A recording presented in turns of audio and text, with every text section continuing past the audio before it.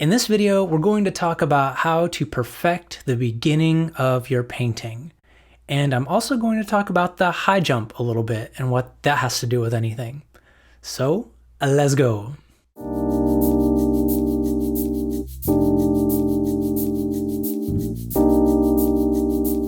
Hey everyone, welcome to Kyle Heath Art. As per usual, if you like this video, give it a like and subscribe to my channel. And if you want to help me make more videos like this, support me on Patreon. One of my favorite art books is The Art Spirit by Robert Henri. I think that's how you pronounce it. Henri? We'll go with Henry. This book is a huge treasure trove of instruction and even wisdom, and reading it has made me a better artist. If you like the general vibe of philosophy that I put forth in this channel, you will probably really like this book.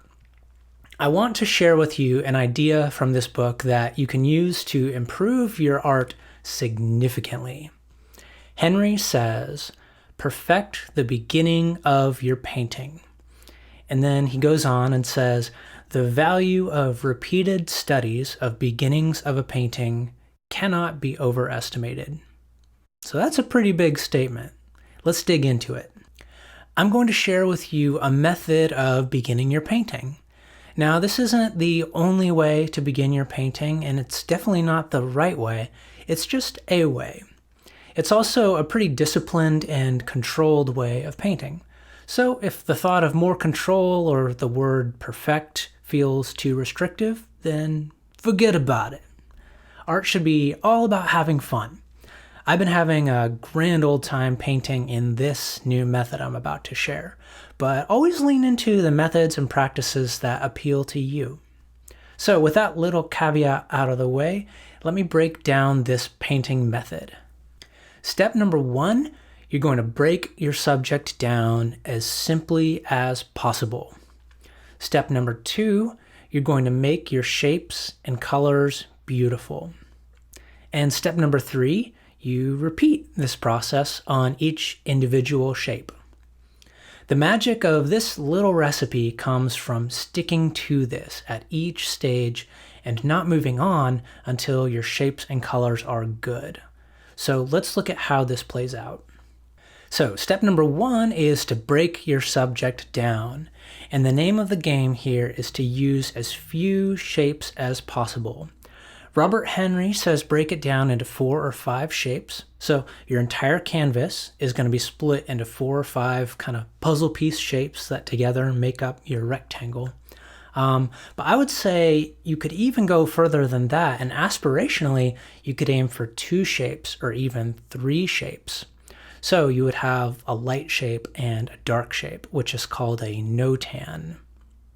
This is a great way to create a powerful and compelling design, and you can carry that design forward and end up with a painting that has a lot of impact. But for the purpose of this video, let's just say find 4 or 5 shapes inside of the subject that you're looking at. Step number 2, you're going to make those shapes and the colors inside the shapes beautiful. So you want to keep your shapes really nice and simple, but place them accurately. Put a little bit of love into getting the shape right and putting it in the right place. And then you're going to fill in that shape with a single average color. And again, put a little bit of love into getting the color as right as you possibly can. You're finding a good average color that has the correct value for the shape compared to all the other shapes. Now, before going further with your painting, check it out. You're aiming for a beautiful little abstract painting. Maybe it's even ready to hang on the wall now. Try not to move on until your simplified drawing, colors, and values convey the accurate gist of your subject as well as you possibly can. The more love you can put into this stage before moving on, the better. Here's another little quote from Robert Henri on this subject. He says, "The beauty of the larger mass is primary to and is essential to the lesser mass." So these big decisions that you're making on the big shapes, the big colors, those are more important than the smaller details that are going to come afterwards. And if you don't get the big stuff beautiful, if you don't get the big stuff right, odds are the small stuff is not going to be beautiful or right either. And so now the last step of this little process is to repeat what you just did for each individual shape. So now, instead of the whole canvas, you zoom in and you do the same thing on a shape. You split that shape up into 2 or 3 different shapes, and you're going to focus on drawing good shapes, choosing good colors, and then checking to see if it conveys the gist of that shape on the subject that you're looking at. And then you just hop on to the next shape when you're ready. Pretty simple, right? This process is something you can carry on through your entire painting, and you're basically rendering more and more while hanging on to what was good about what you did before, and when you're done, you stop. What I love about this method is you can stop at the end of any stage and you have something beautiful. Because good design is baked into every stage of the process, you're always painting on an amazing, rock-solid foundation. This also works for me because it's kind of foolproof. I don't get lost and wonder what to do next. I can just do the process. It becomes very meditative, and I can see an amazing painting slowly coming into focus before my very eyes. I can carry this process as far as I like until I call it done. But as an exercise, I like to set a timer so I can get to practicing another beginning. I like a 15 to 30 minute timer for a digital painting and 30 minutes to an hour for a traditional painting. This helps you to really build that muscle of starting a painting. That's something we don't get much practice in otherwise. When you're painting a complete painting, 75% of your time is spent rendering. You're refining small surface details on the big picture foundation that you created earlier. This means if it takes you a month to finish a painting, you've practiced the skill of beginning a painting exactly 1 time in a month. Beginning a painting is really tied to the skill of design, so you're also kind of only practicing design once a month. It's the skill of design that not only holds a painting together, but gives it power, effect, interest. Design makes most of the difference between a beginner artist's work and a professional's. The beginning of a painting can be seen like the foundation of a building. The quality of the foundation determines the potential for how good the building can be.